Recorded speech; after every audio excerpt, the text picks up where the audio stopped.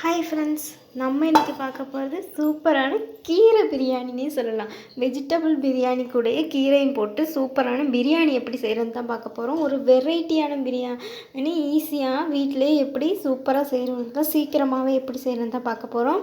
அதுக்கு இது மாதிரி பெரிய ஒரு தாச்சா எடுத்துக்கோங்க. அந்த கிண்டுறதுக்கு வசதியான ஒரு பாத்திரமாக எடுத்துக்கோங்க. ஸ்டீலில் நம்ம கொஞ்சம் எண்ணெய் ஊற்றிக்கலாம். தேவையான அளவு எண்ணெய் ஊற்றிக்கலாம்.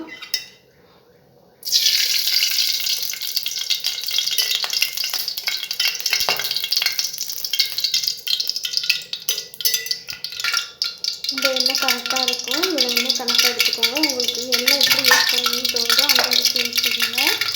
நமக்கு எண்ணெய் நல்லாவே சூடாகிடுச்சு. இப்போ கடுகு வெந்தயம் போட்டுக்கலாம். கடுகு வெந்தயம் ஒன்றாவே சேர்த்து தான் வச்சுருக்கேன். அதுதான் தனித்தனியாக போடலை, ஒன்றாவே சேர்த்துருக்கேன். பார்த்திங்கன்னா கடுகெல்லாம் நல்லாவே வெடிக்குது. இப்போ நம்ம வெங்காயம் சேர்த்துக்கலாம்.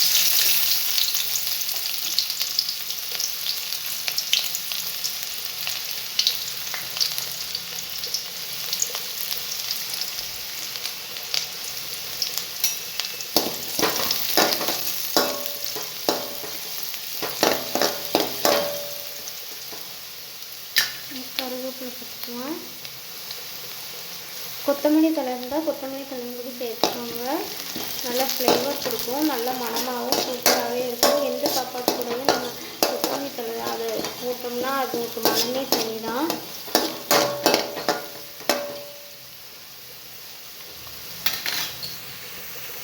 நல்லா வணங்கட்டும். பார்த்திங்கன்னா வெங்காயம் நல்லாவே வணங்கி வருது. இது செய்யும் போதே நீங்கள் சோறு வேக வச்சுக்கோங்க. சோறு கணக்கான பதத்தில் எந்த சோறாக இருந்தாலும் பரவாயில்ல. நீங்கள் பொன்னி அரிசியாக இருந்தால் இன்னும் சூப்பராகவே இருக்கும். சீரக சம்பான்னு சொல்லுவாங்கள்ல, சீரக சம்பா. அப்புறம் சின்ன பொன்னின்னு சொல்லுவாங்கள்ல, பொன்னி அரிசின்னு சின்ன சின்னதாக இருக்குமே, நவாப்பு அந்த அரிசியில் செஞ்சிங்கன்னா பிரியாணி சூப்பராகவே இருக்கும். வீட்டில் செய்கிறதுக்குள்ள அரிசினா நவாப் அரிசியில் செஞ்சால் ரொம்பவே எனக்குலாம் அதில் செஞ்சால் ரொம்பவே பிடிக்கும். நீங்கள் ஒரு வாட்டி அதில் ட்ரை பண்ணி பண்ணுங்கள், சூப்பராகவே இருக்கும். நான் இப்போ சாதாரண அரிசி ரேஷன் கடை அரிசியில் தான் செய்கிறேன், நவாப்பில் இல்லை. ரேஷன் கடை அரிசியில் எப்படி செய்யணும் பார்ப்போம்.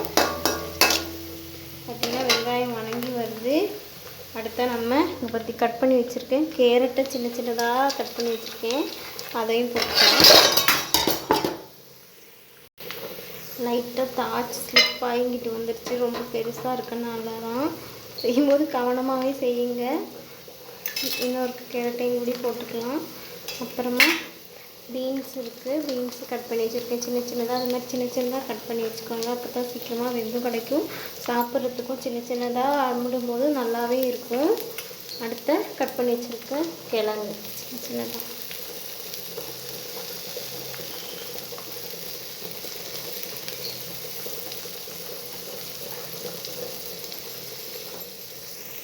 இதெல்லாம் போட்டுட்டு கொஞ்சமாக உப்பு சேர்த்துக்கலாம்.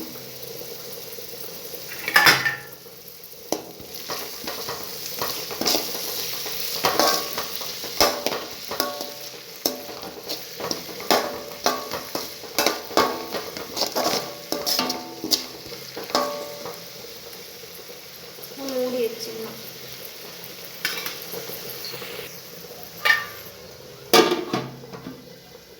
வேகட்டும், அது நல்லாவே வேகட்டும். நமக்கு சோறு ரெடி ஆயிடுச்சான்னு பார்ப்போம். ஏன்னா கரெக்டான பதத்திலே இருக்குது.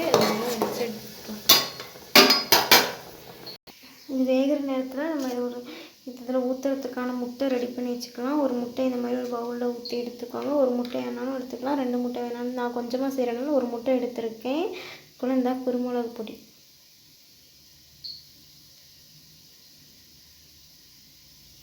போட்டு நல்லா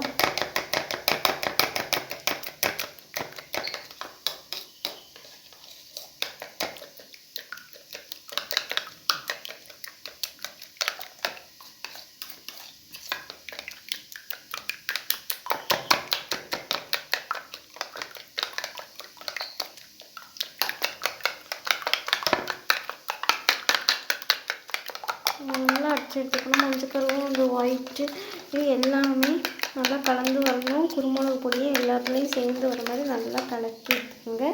இந்த இது ரொம்பவே கணக்காகவே இருக்கும். இப்போ நம்ம வெந்துருச்சான்னு பார்க்கலாம்.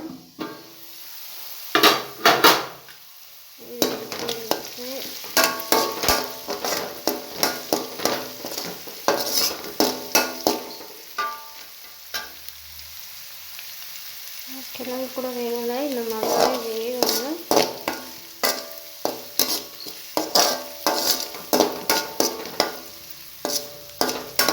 வேகட்டும்.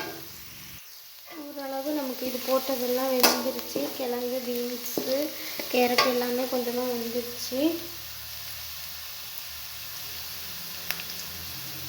இப்போ நம்ம கலந்து வச்சுருக்க முட்டையை இதில் ஊற்றிக்கலாம். ஸ்டவ் கம்மியாக வச்சுருக்கேன், என்னால் தான் முட்டை ஊற்றுறப்போ சவுண்டும் இல்லை, அதுக்குள்ளே நம்ம கூட்டி வச்சுக்கலாம். நல்லா கூட்டி வச்சுட்டு நல்லா கூட்டி வச்சுக்கோங்க.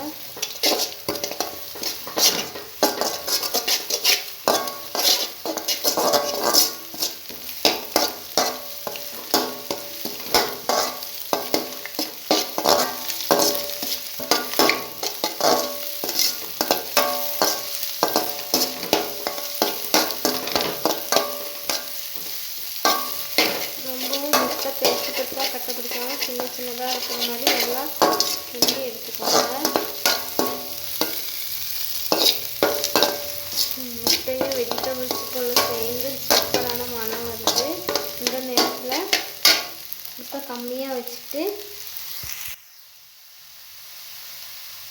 வச்சுக்கோங்க. அப்புறமா கொஞ்சமாக மஞ்சள் பொடி, அப்புறமா கணக்காக தேவையான அளவு கொஞ்சமாக மிளகாப்பொடி சேர்த்துக்கோங்க. நான் வீட்டில் அரைச்ச மிளகாப்பொடி நல்ல காரம் இருக்குது, அதனால தான் ரொம்ப கம்மியாக சேர்க்குறேன். உங்களுக்கு மிளகாப்பொடி எந்த எரிவு இருக்கோ அதுக்கு தகுந்த மாதிரி சிக்கன் பொடி கொஞ்சமாக சேர்த்துக்கோங்க. இன்னும் நல்லா கிண்டி வச்சுக்கோங்க. அடுப்பு நார்மலாக வச்சுக்கோங்க, அதாவது நல்லா குறைஞ்ச இதில் வச்சுக்கோங்க. இல்லாட்டி நம்ம போடுற பொடி இது எல்லாமே ஒரு மாதிரி கருகின மாதிரி ஆகிடும். அதனால் குறைச்சி வச்சு தான் எப்பயுமே பொடி போடும்போது போடணும்.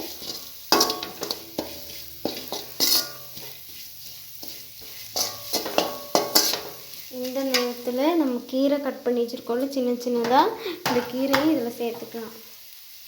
இதுலேருந்து வர தண்ணியிலையே அந்த பொடிங்க இது எல்லாமே நல்லாவே வெந்து வரும்.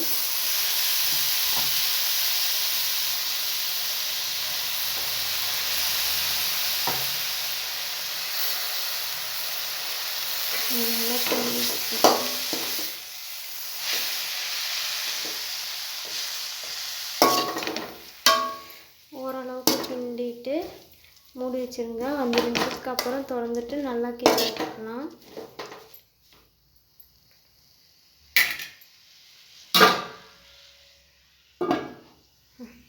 நல்லா வேகட்டும்.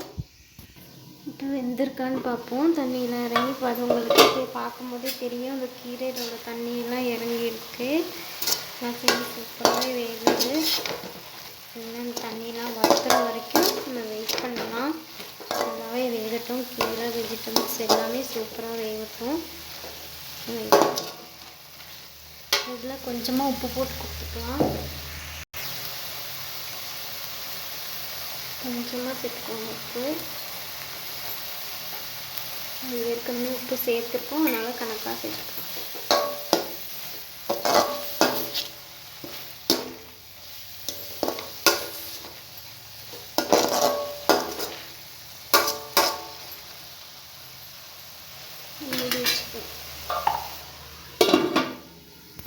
ஏகதேசம் நம்மளோட டிஷ் ரெடியாகி வந்துக்கிட்டே இருக்குது. பார்க்கும்போது உங்களுக்கு தெரியும்.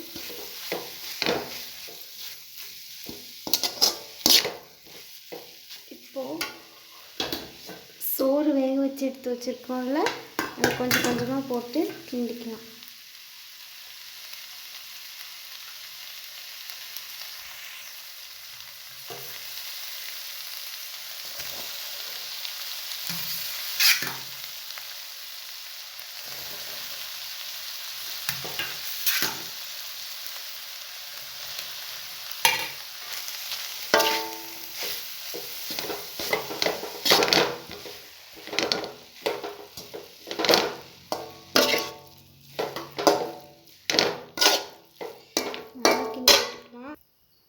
இப்போ உங்களுக்கு பார்க்கும்போதே தெரியும் நம்மளோட டிஷ், அதாவது கீரை பிரியாணி, வெஜிடபிள் கீரை பிரியாணி சூப்பராகவே ரெடி ஆகிருக்கு. நீங்களும் இதே மாதிரி வீட்டில் ட்ரை பண்ணி பாருங்கள்.